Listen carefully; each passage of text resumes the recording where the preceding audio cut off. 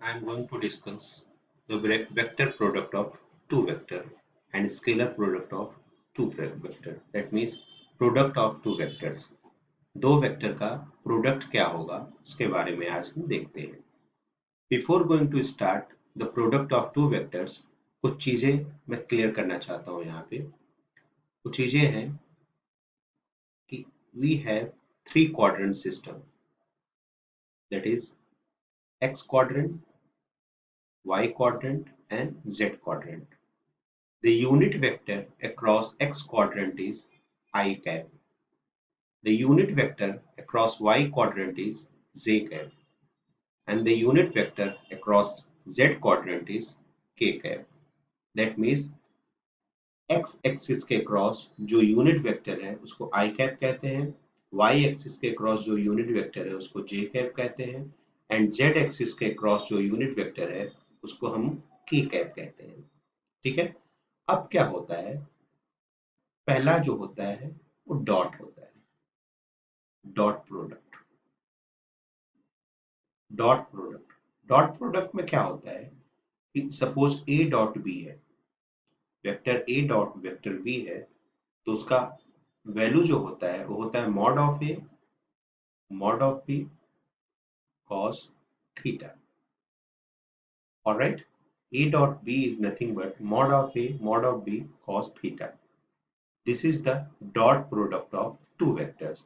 Same as अगर मैं आई dot आई करता हूं तो इसकी वैल्यू क्या हो जाएगी, मॉड ऑफ आई कॉस आई और आई के बीच में एंगल कितना है, 0 डिग्री.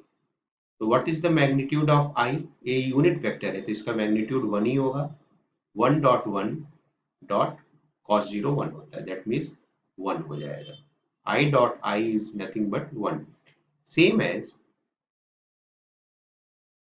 एज आप जे डॉट जे करते हो या के डॉट के करते हो, के कैप डॉट के कैप करते हो, उसकी वैल्यू भी 1 आती है. That means in general we can write as i cap i dot i cap, j dot j cap and k dot k cap is equal to 1.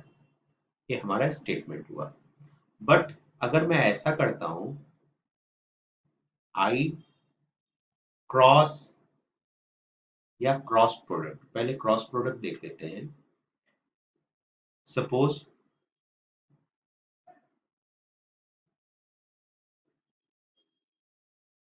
This is, अब क्या होता है, जैसे ये डॉट प्रोडक्ट था वैसे ही क्रॉस प्रोडक्ट आता है. तो क्रॉस प्रोडक्ट सपोज है cross product. The cross product of two vector, that means vector A cross vector B, is nothing but mod of A mod of B sin theta n cap. Here n cap is the direction of A cross B. A cross B जो भी आएगा वो हमेशा vector quantity आएगी. That means cross product is always a vector quantity. Vector quantity का direction होता है, इसलिए जो n कैप है, n cap is direction of A cross B, which is perpendicular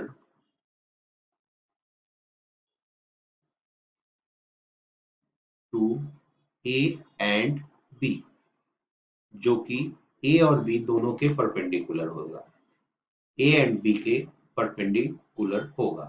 ठीक है. N cap is the direction of A cross B which is perpendicular to A and B. Now अब बारी आती है I क्रॉस I की. तो what about I cross I, formula apply करिए. Mod of I sine theta. I और I के बीच का एंगल कितना है, थीटा, दैट मीन्स 0. और एन कैप ऐसे ही रखो आप. तो I का मैग्नीट्यूड 1 1 और साइन जीरो क्या होता है, जीरो होता है, और एन कैप तो एन कैप ही रहेगा। That means 1 into 1 into 0, I cross I क्या आ जाएगा आपका, जीरो। सेम एज जे क्रॉस जे भी क्या होगा, जीरो, एंड के क्रॉस के भी क्या होगा आपका, वो भी जीरो होगा। That means in general we can say as I cross I, J cross J, and K cross K are zero. That means I cross I, that means I cross I is equal to J cross J is equal to K cross K is equal to क्या होगा आपका, zero होगा। But अगर ऐसा हुआ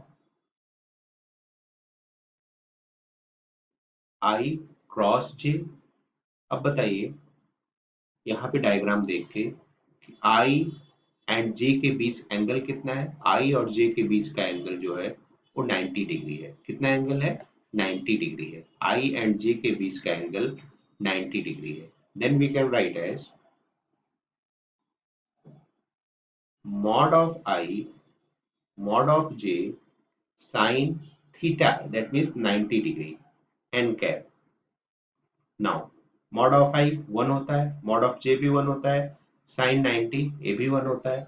now what about n cap, what is the perpendicular of I cap and J cap? I cap और J cap के perpendicular क्या है, तो आप डायग्राम देखो, तो डायग्राम में यहाँ ड्रॉ कर देता हूँ। सी हियर, ये हमारा समथिंग लाइक दैट, ऐसे कुछ डायग्राम है।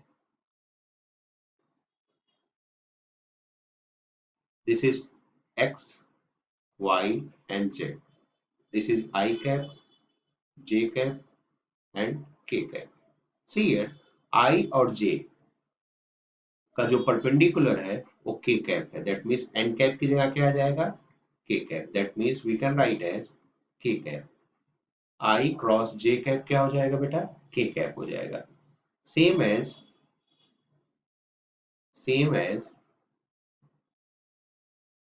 जे क्रॉस के कैप क्या हो जाएगा, जे और के का परपेंडिकुलर क्या है, आई कैप, एंड के क्रॉस आई कैप क्या हो जाएगा, के cross I J cap. Alright, fine. That means I cross J, K cap, J cross K, I cap and K cross I, J cap हो जाएगा। और मैं इसको याद करने का तरीका एक बताता हूँ कि आप एक सर्कल बनाओ, समथिंग लाइक दैट। यहाँ पे तीन क्वांटिटी लिखो, that is I cap, J cap and K cap, और क्लॉकवाइज चलो आप, क्लॉकवाइज चलो। क्लॉकवाइज में अगर सीक्वेंस ब्रेक नहीं होता है तो अगर दो क्वांटिटी का क्रॉस प्रोडक्ट तीसरी क्वांटिटी के इक्वल आएगा। दैट मीन्स देखो आप, आई क्रॉस जे के कैप आया, जे क्रॉस के आई कैप आया, के क्रॉस आई जे कैप आया। बट अगर आई क्रॉस के फाइंड आउट करना होगा तो यहाँ पे सीक्वेंस देखो ब्रेक हो रहा है, हम एंटी क्लॉकवाइज जा रहे हैं। हम क्लॉकवाइज जाते हैं तो सिंपल आपका जे क्रॉस हो जाता, बट यहाँ पर हम एंटी क्लॉकवाइज हो गए, आई क्रॉस के आ गए, तो i cross k is nothing but j cap minus j cap. Same as अगर आपको फाइंड आउट करना है के क्रॉस जे, देखो यहाँ पे के क्रॉस जे, फिर से हम एंटी क्लॉकवाइज हो गए, तो एंटी क्लॉकवाइज हो गए इसलिए माइनस आ गया, और के और जे है तो क्या आ जाएगा, आई कैप। सेम एज अगर हम फाइंड आउट करते हैं जे क्रॉस आई, तो फिर से हम एंटी क्लॉकवाइज हो जाते हैं, तो जे क्रॉस आई क्या होगा, माइनस आएगा और के कैप आएगा। ऑलराइट, दैट मीन्स हमने इसमें देखा कि dot product and cross product क्या होते हैं। डॉट प्रोडक्ट में जो मैग्नीट्यूड आता है वो केवल स्केलर क्वांटिटी आती है, बट क्रॉस प्रोडक्ट में जो मैग्नीट्यूड आता है वो वेक्टर क्वांटिटी आती है। मैग्नीट्यूड आता है एज वेल एज डायरेक्शन आता है, और क्रॉस प्रोडक्ट को हम वेक्टर प्रोडक्ट भी कहते हैं। दैट मीन्स वेक्टर प्रोडक्ट और cross product, and dot product has only magnitude, they have no direction. Thank you so much. We will discuss some more problem in next lecture.